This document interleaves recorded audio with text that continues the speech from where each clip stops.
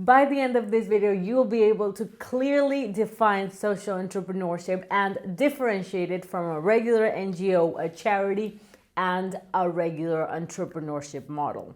So let's get into it. Hi friends, welcome to my channel where I help social entrepreneurs start and grow profitable businesses that change the world for the better. My name is Camila and today we're going to define social entrepreneurship, and I'm going to give you, after the definition, a few examples and some thoughts that I have about the difficulty defining social entrepreneurship. So you think this was an easy task to do, define social entrepreneurship, but it's really not as easy. I went through the last 15 years of information to give you a solid definition, but the truth is that even academics and the population at large are not quite clear on what it is. But I think I found a good solid definition that I can give you that really summarizes everything I've found. So I'll be looking at my phone down here because I wrote some notes. First of all, I wrote that to me, entrepreneurship is finding innovative solutions to a problem in the market. So there's a before where something is wrong, there's a clear problem that needs a solution, then comes an entrepreneur with an innovative idea to solve that problem, and then comes the after. After the solution is implemented, there's like a new reality with the problem solved or mitigated, so it's not as bad. So for example, the typical ones when you think entrepreneur and startup are Airbnb, Uber. There's a before, there's a change, and then there's an after. So parting from that definition, if entrepreneurship is finding innovative solutions for a problem in the market, then social entrepreneurship is finding innovative solutions for a social, environmental, or cultural problem in the market. So the problem would not be that there's a lot of people needing rides to work, but they can't get them because there's not enough taxis. But the problem would be more like there's a community that has amazing products, but the consumer and the market doesn't know about them. So that's a problem that you could be solving. How can you help these artisans get their products to the general market? I wrote that, as I said before, in both there's a before with a clear problem for either a target group or a community, then an idea for a solution that disrupts the market. It's something that the market didn't know before. And then there's an after where the problem is hopefully solved or alleviated. So now we've got the basic definition. That's clear. But then I also want to clarify something that was super important for me when I started looking for answers. And it's, what's the difference then between social entrepreneur or social enterprise, an NGO, a charity, and a regular startup? That's the most confusing part for me. So through all my searches, and that's where people really differ with their definitions, but through all my searches, what I found is that a social enterprise in all of its forms must have a way to get money for itself. It cannot depend on donations or grants or people helping out, volunteers. No, it has to be self-sustaining. This means that either they sell products or services that fund their activities. And it can be either for profit, like a regular startup, or it can be a non-profit, so an NGO, like all of the ones we know. The thing is that there's charities and NGOs that receive donations, and then there are charities and NGOs that are self-sustaining. So that's kind of like where the gray area comes. But to me, it's super clear. Social entrepreneurship equals self-sustaining model, period. If you want to fight me on this, I'd love to hear your arguments. My neighbor is listening to some weird banjo music today, so I hope that you can't hear it because he's making all the noise. So as a small recap, my definition is that social entrepreneurship is finding an innovative solution to a social, cultural, or environmental problem in the market, and it is self-sustaining, so that's clear. It can either be NGO or for profit. Now that's clear, but then this is where the line blurs again. So what's the difference between a startup that does things for the environment, or that works with an NGO, or that has its own program to help out in the community, and a social enterprise? This is also kind of blurry. Well, the difference to me, from what I found, is that A social enterprise has the problem, the social or cultural or environmental problem, at the core of its business. So that means that the strategy to solve the problem comes from the beginning of the company, comes from the top ranks of the company. So the CEO, everyone takes all decisions taking into account solving this problem. And to me, that's a real social enterprise, which is different from a startup, because a startup has its profit model, which is solving whatever problem it has. And then on the side, it has a social responsibility strategy, which in many cases is greenwashing. We'll get into that in another video, which means that it's just for PR and for marketing and for looking good because the consumer is asking for it. But it is not at the core of the strategy and of the way the company acts. So now I'm going to put on screen a graph that I hope helps you clarify. I got this graph from an article that I found, and he wrote this article in 2007, if I'm not wrong, about defining social enterprise, because if you can't define it and know what it clearly is, then you can't investigate it and delve into it further. So he made this article, and in the article is this chart that I think really summarizes what all the differences are and what I really mean to say. So there's the nonprofit side and the for-profit side. And as you can see, social entrepreneurship can be both.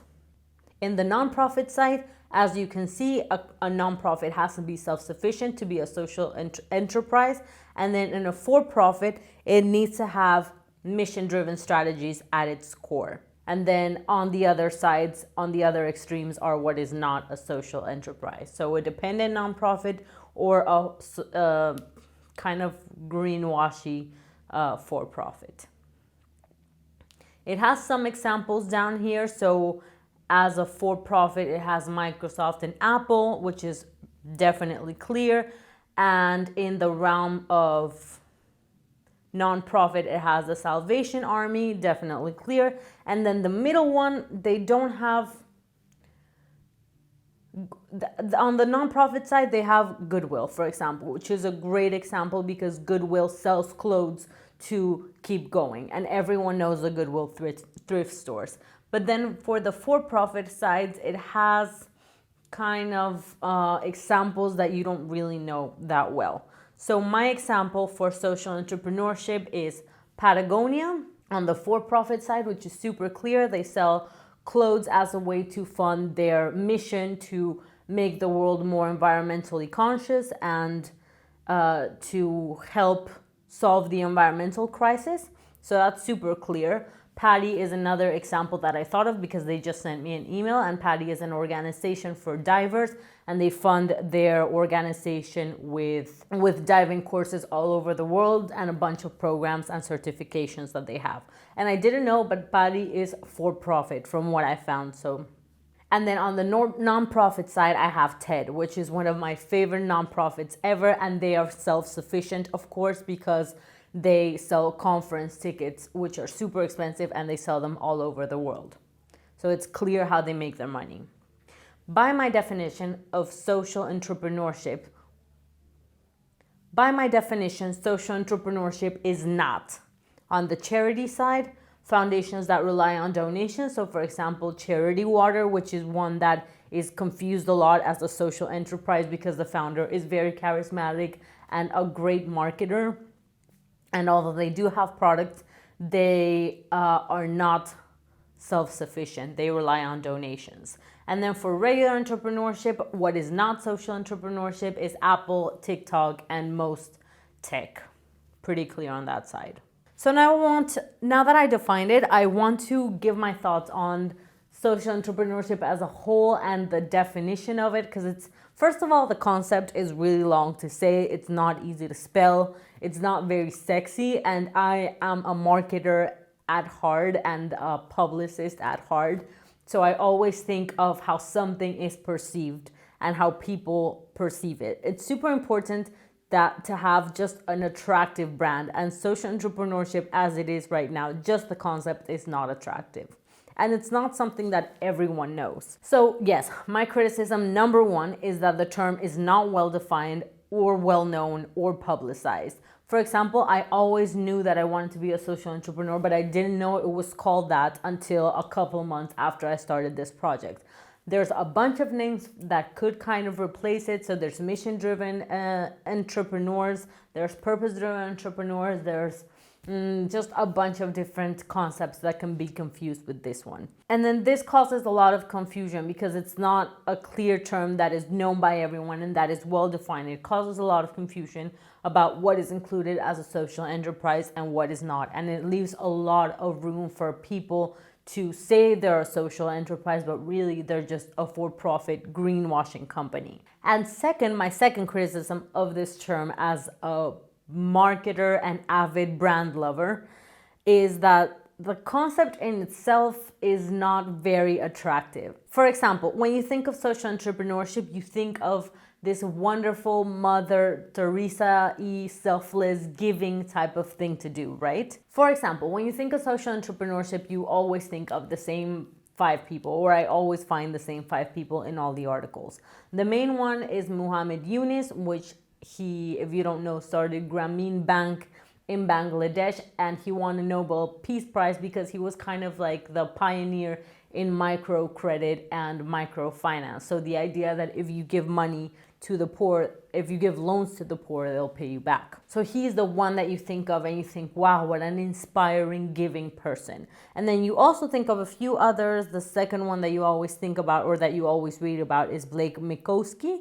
Sorry if I butchered his name. He started Tom's. So you see them as wonderful, noble human beings, kind of very far away from the context that we live in now, which is social media, fast-paced, action-packed, this type of world that we live in. And then there's a huge gap between that and what you think as when you think regular entrepreneurs. So you think entrepreneurs are just innovative and they're hustle and they're on social media all the time and they're just like working. They're innovative. They think out of the box. They're tech forward. They're sexy. Like the idea of entrepreneurship right now is very sexy. So if you think of this giving side and if you think of the sexy side, why isn't there kind of a middle ground between those so that regular people like you and me can think, hey, I want to be a social entrepreneur and it can be sexy and fun and cool, but I'm also giving back to the world. I think that idea, if we marketed social entrepreneurship like that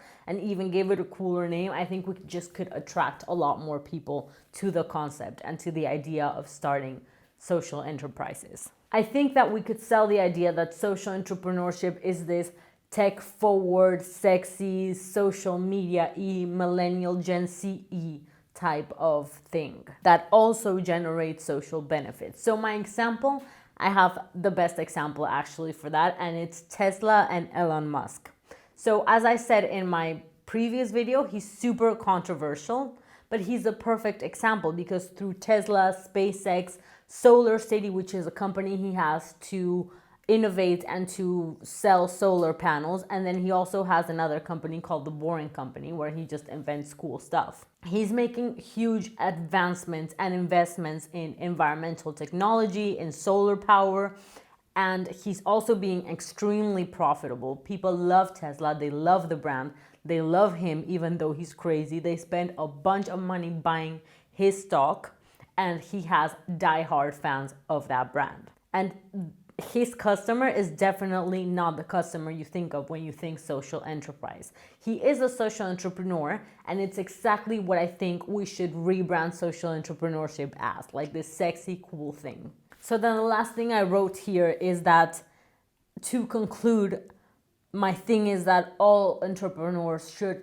consider being social entrepreneurs when they start, if not for solving real immediate problems that we need to solve, environmental and social problems in our communities and in the world, then for our own selfish reasons, we should think of being entrepreneurs, of having a wonderful value proposition that is impossible to replicate by the competition. If you are a social entrepreneur from the start, you'll have an added value proposition that no one can replicate as well as you can. For example, I watched this TED Talk of this social entrepreneur, and he is a lawyer, and he started a law firm where he does 50% pro bono cases and 50% regular clients. So he follows the 1-1 model. For every client he gets, he gives a pro bono assistance to someone else that can't afford it. And he says that that is his value proposition for attracting clients, for attracting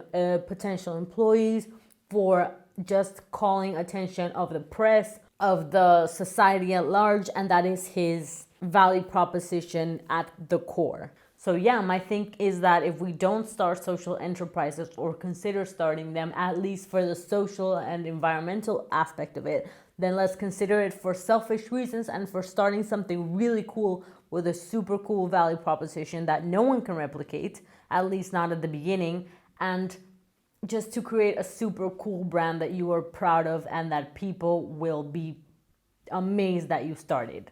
Does that make sense? I hope so. So yeah, I hope I defined the term for you. I really want to know what you think. Do you agree? Do you disagree? Leave it all in the comments down below. I'm super interested. If you want to see more videos like this one, then don't forget to subscribe and ring the notification bell to be notified on the next video that's coming up. Also, if you like this video, don't forget to smash the like button down below, because it really helps with the YouTube algorithm and it helps promote my videos out to people that need them. It was so great to see you again, guys. I'll see you next week. Bye. Also, if you're interested in seeing more videos about social entrepreneurship or about myself and knowing more about myself, then I suggest you go here, up here, or down here. Bye, guys.